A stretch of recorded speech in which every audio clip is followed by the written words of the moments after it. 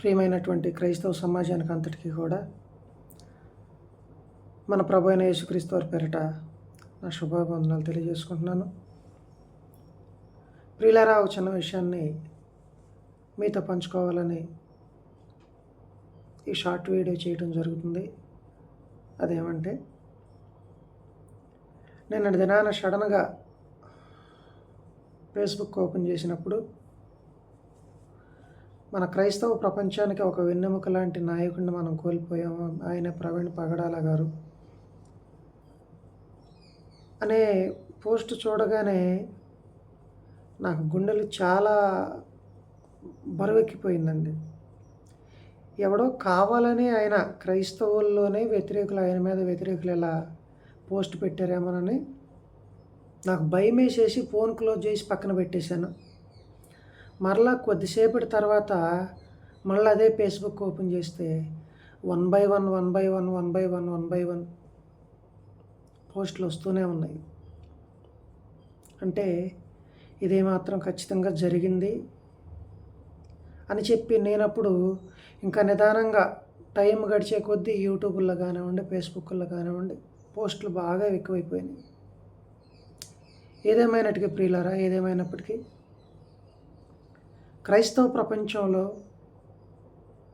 ఒక వెన్నెముక లాంటి నాయకుడిని కోల్పోయాం. మనందరి దురదృష్టమనే చెప్పాలి అది. ఎందుకంటే భూమి మీద క్రైస్తవులమైనటువంటి మనకి ఈ ప్రకృతిలో, ఈ విశ్వములో ఇది ఒక యుద్ధ భూమి లాంటిది, ఇది ఒక పోరాట భూమి లాంటిది. క్రైస్తవుడి దినములే పోరాటంతో గడపవలసినటువంటి దినములు. క్రైస్తవుడికి ఇది యుద్ధ భూమి, యుద్ధ వాతావరణం. ఈ యుద్ధ వాతావరణంలో ఎందరో సైనికులు పోరాడటం కోసం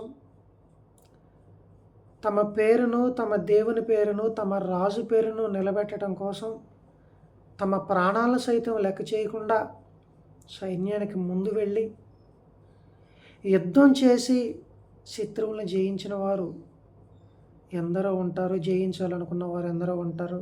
అలాగే ముందుకు వెళుతున్నటువంటి వీరుల్ని ముందుకు నెట్టేసి పిరికి గుండెలు కలిగి వెనకమాల దాక్కున్నటువంటి సైనికులు కూడా ఉంటారు ప్రాణభయంతో.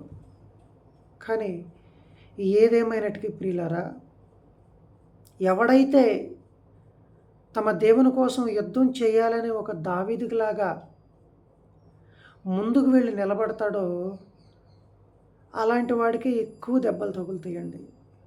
అలాంటి వాడికే ఎక్కువ నష్టం జరుగుతుంది. అలాంటి వాడికే ప్రాణ నష్టం జరుగుతుంది.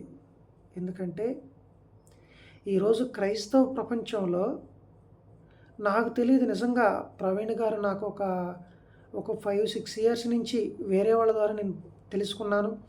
కానీ ఆయన వీడియోస్ కూడా నేను ఎక్కువ చూడలేదు. అయితే మనిషి చనిపోయిన తర్వాత అతని విలువ తెలుస్తుంది అన్నట్లుగా, గేదె చనిపోయిన తర్వాత దాని పాడేంటో బయటపడిద్ది అన్నట్లుగా నిన్నటి నుంచి చూస్తుంటే అతని గొప్పతనం ఏంటో, ఇంత గొప్పవాడా, ఇంత ఇంటెలిజెంట్ పర్సనా, ఇంత జ్ఞానం కలిగినటువంటి వ్యక్తి అని ఆ ఫేస్బుక్లో, యూట్యూబ్లో ఆ వీడియోస్ అన్నీ చూస్తుంటే నాకు చాలా మతి భ్రమించిపోయిందండి. ఇలాంటి పర్సన్ నాకు కోల్పోయిందని. అవును, ఎస్. అయినా క్రైస్తవుల పక్షాన యుద్ధం చేయటం కొరకు మంచిగా యుద్ధ తర్ఫీదు పొందినటువంటి నాయకుడు అండి ఆయన.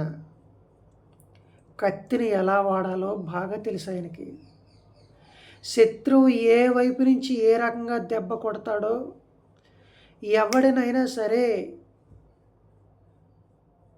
దెబ్బ కొట్టిన ప్రతి ఒక్కడికి ఏ విధంగా సమాధానం చెప్పాలని ఆయన తపస్సు చేసి కష్టపడి యుద్ధపై నైపుణ్యం నేర్చుకున్నటువంటి వ్యక్తి అండి ఆయన. యుద్ధ నైపుణ్యం భూమి మీద యుద్ధాలతో కాదండి, దేవుడిచ్చినటువంటి ఆయన జ్ఞాన గ్రంథమైన బైబిల్ అనే ఖడ్గాన్ని చేతబట్టుకుని ఆయన యుద్ధాన్ని నేర్చుకున్నాడు. ఈ బైబిల్ అనే ఈ ఖడ్గాన్ని చేతబట్టుకుని ఎంతమంది అయితే దీనికి విరుద్ధంగా లెగుస్తున్నారో వాళ్ళందరికీ ఈ క్రైస్తవ సమాజం పక్షమున ముందుగా నిలబడి యుద్ధం చేసినటువంటి వ్యక్తి ప్రవీణ్ పగడాల గారండి. నేనున్నా, నేను వెళతా, నా క్రైస్తవుల పక్షాన నేను వెళతా, నాకు తెలుసు యుద్ధం అని యుద్ధాన్ని కత్తిని ఎలా వాడాలో అలా తర్ఫీదు పొంది యుద్ధం చేసి తను చేసినటువంటి యుద్ధములో తన తుది శ్వాస విడిచేంత వరకు కూడా శత్రువు అనేవాడిని ఎదుట నిలబడకుండా చేసుకున్నటువంటి వ్యక్తి, ఏకైక వ్యక్తి ప్రవీణ్ పగడాల గారండి. అది కూడా ఆయన చనిపోయిన తర్వాతే తెలుసు ఆయన గొప్పతనం నాకు. చాలా బాధేస్తుంది సార్, నిజంగా చాలా మిస్ అయ్యాం మిమ్మల్ని మిస్ అయ్యాం. మీలాంటి వాళ్ళు మరొకళ్ళు మీ ప్లేస్ని భర్తీ చేస్తారు అనుకోవటం మాకు మింగుడు పడినటువంటి జీర్ణం కానటువంటి విషయం. ఎందుకంటే క్రైస్తవ్యం కూడా స్వార్థం. ఎవడ బ్రతుకు వాడిది, ఎవడ భార్య పిల్లలు వాళ్ళకి చక్కగా ఉంటే చాలు, నా కుటుంబం చక్కగా ఉంటే చాలు, నేను ప్రశాంతంగా ఏసీలో పడుకుంటే చాలు, నాకు డబ్బులు వస్తున్నాయా, నేను బ్రతుకుతున్నానా, బీ హ్యాపీ.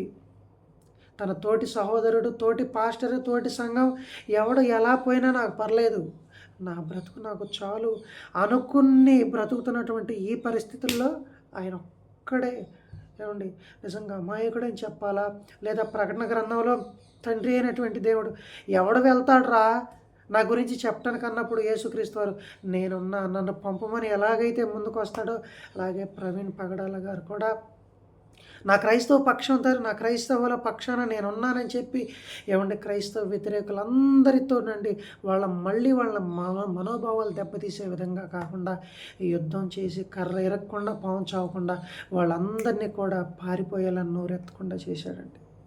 అయితే ఈ యుద్ధంలో ఆయన గెలిచాడు. కానీ ఓడిపోయినటువంటి వాడు తన ఓటమిని అంగీకరించలేక, తన మనస్సాక్షిని చంపుకోలేక, ఈయనకి ఎదురు నిలబడలేక, ఈయనకి ఎంత యుద్ధం చేసే సాహసం ఉన్నప్పుడు దీనికి ధీటుగా యుద్ధం చేసేవాడు లేక ఆయనను చాటుగా రహస్యంగా చంపేశారండి. ఎందుకో తెలుసా? యుద్ధ నైపుణ్యం తెలిసిన వాడు ఎలా ఉంటాడో తెలుసా? ధీటుగా డి అంటే డి అని బరి గీసుకుని ఎలలు వేసుకుని మరి డి అంటే డి అని ప్రజలు చూస్తుండగా ఢీకొంటారు. అది కదా యుద్ధం, అది కదా ప్రజలు మెచ్చే యుద్ధం. ఇదా యుద్ధం? ఇది ఎవడు చేసే పని అండి? చేతగానే దద్దమ్మ చేసే పని కాదు, యుద్ధం రానివాడు చేసే పని కదా. యుద్ధం చెయ్యలేక, యుద్ధం చేయటం చేతగాక చాటును వచ్చి వెన్నుపోటు పొడిచేటువంటి పని కాదా ఇది? చెప్పండి. ఆయనకి ఎదురుగా నిలబడి ఆయన వాదనను తప్పు అని వినిపించే ఏ ఒక్క సన్నాసి లేడు, ఏ ఒక్కడూ లేడు. సబ్జెక్ట్ పరంగా ఆయన్ని ఎదుర్కొనేవాడు ఏ ఒక్కడూ లేడు. కాబట్టే ఇలా చాటుగా వెన్నుపోటు పొడిచారు, చాటుగా చంపేశారు. ఓ మిస్ యూ అన్న, నాకు కూడా కళ్ళ నీళ్ళు వస్తున్నాయి. మీ గొప్పతనం మీరు చనిపోయిన తర్వాత తెలిసింది నాకు, మీ వీడియోలు చూసి అన్నట్టు నుంచి. ఏం చేయలేమన్నా, కానీ ఒకటి మాత్రం నిజం,